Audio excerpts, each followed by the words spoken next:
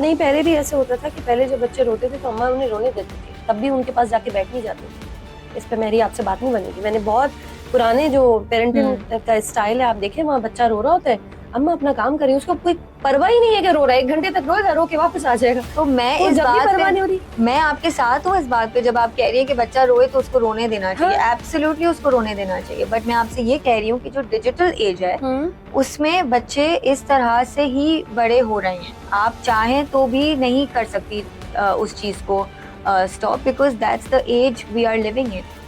बच्चों के अंदर कंसंट्रेशन कम हो रहा है, बच्चों के अंदर सब्र कम हो रहा है, because they are living in a fast pace environment. तो क्या करें, इनको कैसे सेट करें, क्योंकि इनका तो सब कुछ। that's where parents come in ना, that's where we have to condition our kids के अगर as आपने बोला, बिल्कुल सही बोला कि अगर गर्मी लग रही है तो सब्र करो, या थोड़ा सब्र भी करो। या मैं अपनी बेटी को बोलती हूँ ठीक है गर्मी लग रही है तो जाके फैन ऑन करो, learn to solve your problems yourself. और अगर नहीं, और ठीक है अगर गर्मी लग रही है, लाइट नहीं है, आप उसको उस चीज को एक्सप्लेन करो।